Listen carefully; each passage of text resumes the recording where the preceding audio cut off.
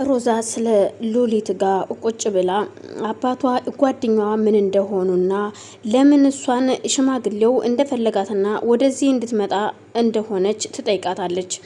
እና ሉሊትም አባቷ ድሮ ሀብታም ነበሩ፣ ታዋቂ ባለሀብት ነበሩ። እናም በዙሪያው ሁለት በጣም የሚወዳቸው ጓደኞች ነበሩት።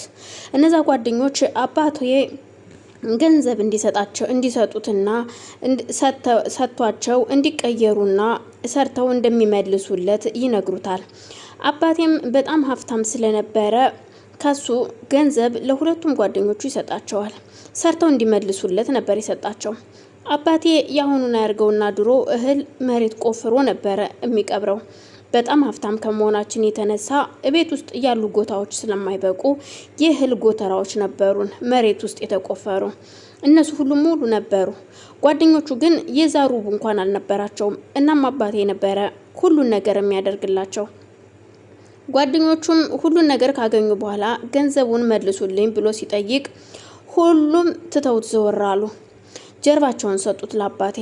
አባቴም ያው እነሱ የተበደሩትን ብር ስላልመለሱለት ነገሮች ሁሉ እየከሰሩበት መጡ።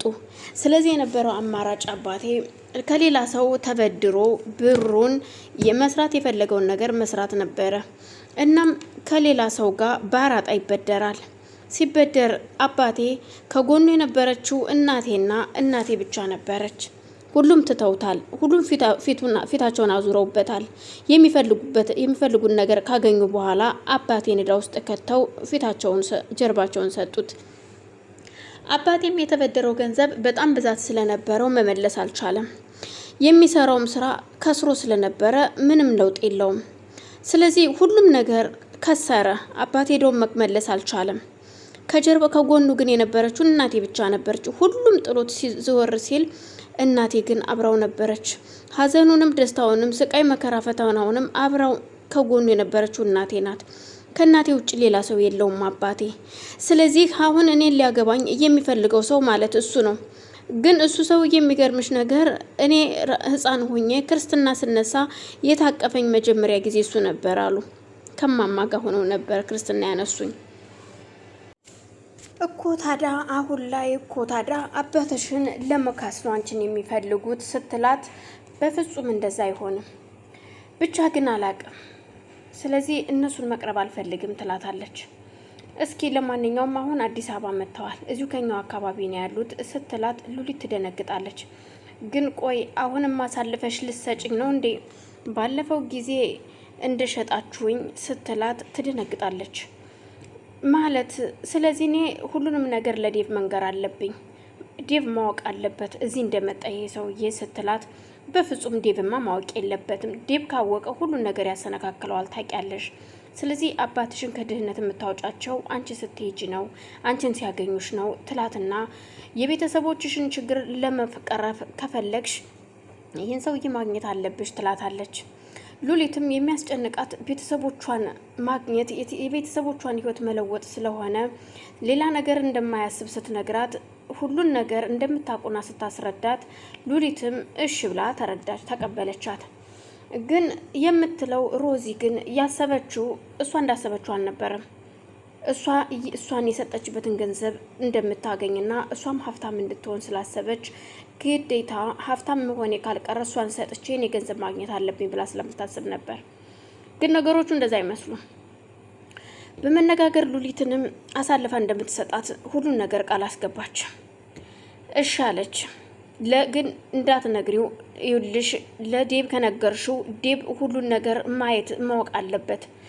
እንደዚሁ አውርተን የሚደባበቅ ነገር አይደለም። ስለዚህ አደራሽን ስትላት፣ ሉሊትም እሺ ችግር የለውም አልነግረውም ትላታለች። ግን እኮ ከዴቭ ጀርባ ምንም ነገር ላላደርግ ቃል ገብቻለሁ። ምክንያቱም ከዚህ በፊትም ዴቭን ተደብቄ ሄጄ የደረሰብኝን አውቃለሁ። ወንድሜ እንዲጨነቅ አልፈልግም ትላታለች ሉሊትም። ሮዛ ግን በፍጹም አይሆንም ትላለች።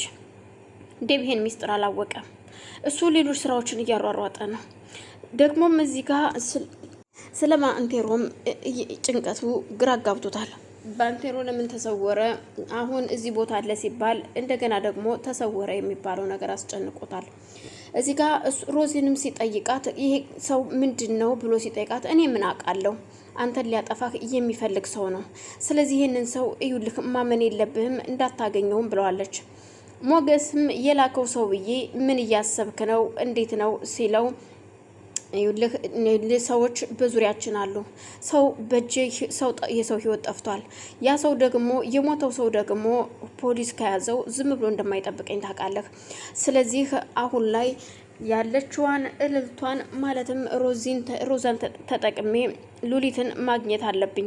ደግሞ እሱ የማይሳካ ከሆነ ሁሉንም ነገር ትቼ ውስጥ ገብቼ ሉሊትን ማውጣት ይኖርብኛል እኮ። እንዴት ግን ደግሞ ያው ፖሊሶች አሉ። ምክንያቱም ነገሮችን ቶሎ ባስቸኳይ መጨረስ ስላለብኝ ነው። ያለበለዚያ ግን ፖሊሶች ይከታተሉኛል ይለዋል። ችግር የለውም አታስብ፣ ሁሉንም በገንዘብ ኃይል እንዘጋቸዋለን። ፖሊስ ቢመጣም በገንዘብ እንመልሰዋለን ይለዋል። ሞገስ በፍጹም እንደዛ የሚሆን አይመስለኝም። ለማንኛውም በቅርብ ቀን ጠብቀኝ፣ እልልቷን እጅህ አስገባልሃለሁ ሲለው በጣም ጥሩ እሺ፣ ለማንኛውም በርታ ይለዋል። እሱም ልጅቷን ማግኘትና አሳልፎ ሰጥቶ ሀብታም መሆን ገንዘብ ማግኘትን ነው የሚፈልገው። ግን ደግሞ ሳያስበው ደግሞ ባንቴሮ ሞገስን አግኝቶ ደብድቦታል።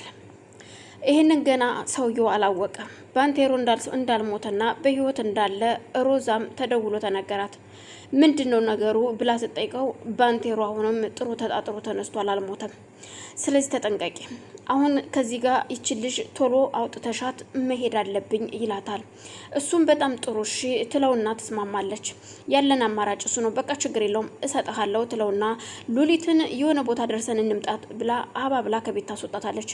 መኪና ውስጥ ገብታ ቁጭ እንዳለች ስለዚህ ለዴብ መናገር አለብኝ የት እንደሄድኩኝ የት እንደሚሄድ ብላ ስልኳን ስታወጣ ሮዛን በፍጹም እንዳትነግሪው ትላታለች። በዛም ሞገስ ሮዛን ያስወርዳታል።